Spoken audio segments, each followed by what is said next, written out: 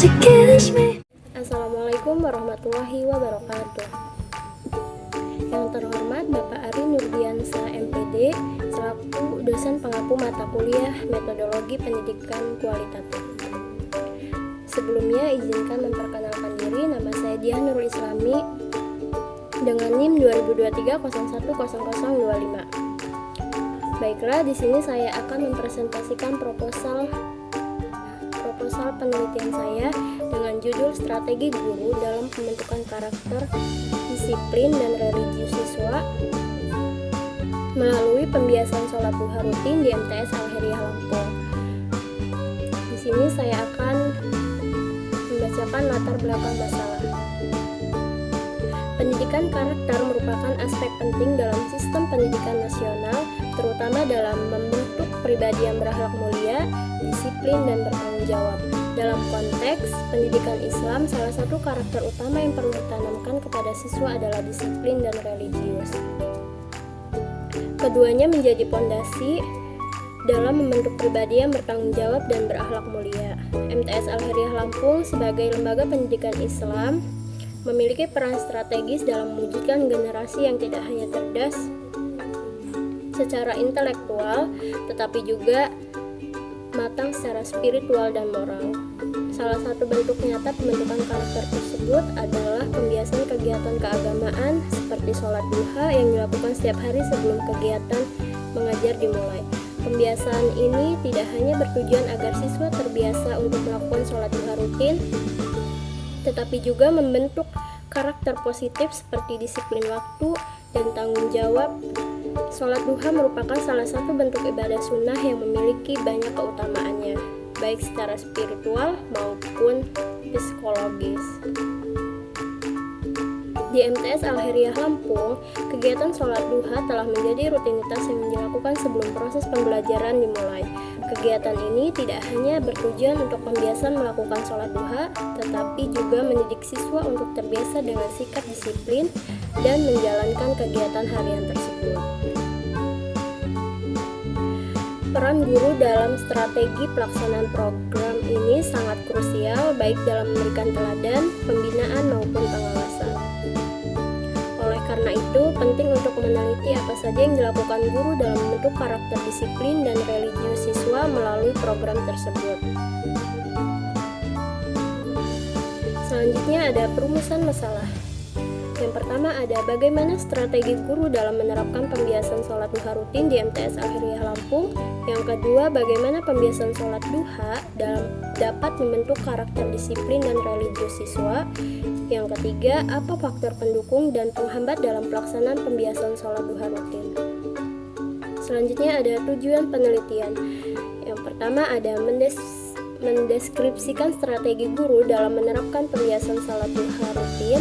Yang kedua, menganalisis pengaruh pembiasan sholat duha terhadap pembentukan karakter disiplin dan religius siswa. Yang ketiga, mengidentifikasi faktor pendukung dan penghambat dalam pelaksanaan program sholat duha rutin. Selanjutnya ada subjek dan sumber data penelitian. Subjek penelitian ini adalah guru dan siswa di MTS Al-Khairiyah Lampung. Guru yang menjadi subjek adalah pengajar yang menerapkan pembiasan sholat duha rutin sebelum memulai proses belajar mengajar. Sementara itu, siswa yang menjadi subjek adalah peserta didik yang mengikuti pembiasaan sholat duha rutin sebelum memulai pembelajaran. Selanjutnya ada sumber data. Sumber data dibagi menjadi dua. Yang pertama ada data primer dan yang kedua ada data sekunder. Data primer diperoleh langsung dari responden, yaitu guru dan siswa MTS Al-Khairiyah Lampung. Data dikumpulkan melalui observasi, wawancara, dan dokumentasi selama proses pembiasan sholat duha berlangsung. Untuk mengetahui pengaruh penerapan pembiasan sholat duha rutin terhadap kedisiplinan siswa dan kereligiusan siswa. Yang kedua ada data sekunder. Data sekunder diperoleh dari dokumen pembelajaran seperti RPP, silabus, catatan refleksi guru, laporan hasil belajar siswa, dan literatur yang relevan mengenai penerapan pembiasaan sholat duha rutin di pagi hari, kedisiplinan siswa, dan tanggung jawab siswa. Selanjutnya ada jenis data. Data kualitatif, wawancara. Data diperoleh dari wawancara mendalam dengan guru mata pelajaran dan beberapa siswa untuk menggali pemahaman mereka tentang pembiasaan sholat duha serta dampaknya terhadap kedisiplinan. Yang kedua ada observasi. Data diambil melalui pengamatan langsung terhadap kegiatan pembiasaan sholat duha termasuk perilaku siswa, keterlibatan dan respon mereka selama proses pembiasaan tersebut. Yang ketiga ada dokumentasi. Data diperoleh dari dokumen-dokumen seperti absensi, dokumentasi visual seperti foto atau video yang mendukung analisis terhadap proses dan hasil pembiasaan. Selanjutnya ada teknik pengumpulan data.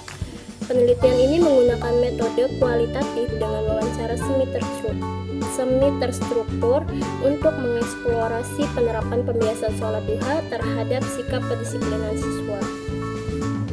Sebagai pendukung, digunakan juga teknik observasi dan dokumentasi untuk mendapatkan data yang lebih komprehensif mengenai proses kedisiplinan siswa melalui pembiasaan sholat duha.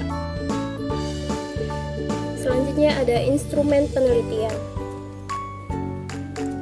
Yang pertama ada panduan wawancara semi terstruktur.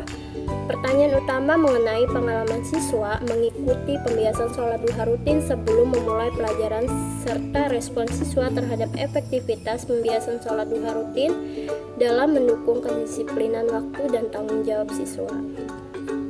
Yang kedua ada pertanyaan tambahan untuk guru atau kepala sekolah terhadap efektivitas pembiasaan sholat duha dalam mendukung kedisiplinan waktu dan tanggung jawab siswa. Yang ketiga ada format dokumentasi kegiatan menggunakan seperti daftar kehadiran siswa dan dokumentasi visual seperti foto atau video.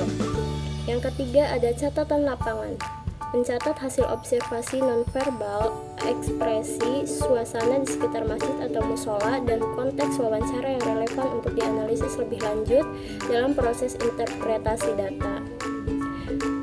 Selanjutnya ada teknik keabsahan data. Untuk menjaga validitas dan keabsahan data dalam penelitian ini digunakan beberapa teknik, yaitu ada triangulasi sumber, membandingkan data yang dikumpulkan secara terus-menerus dari siswa, guru, dan kepala sekolah. Yang kedua ada triangulasi, menggunakan berbagai sumber data seperti wawancara, observasi, dokumentasi secara bersamaan untuk mengkonfirmasi dan memperkuat temuan. Yang ketiga ada pengecekan data kepada subjek, memvalidasi hasil wawancara dengan responden untuk memastikan kebenaran data yang dikumpulkan. Sekian dari saya, kurang lebihnya mohon maaf. Wassalamualaikum warahmatullahi wabarakatuh.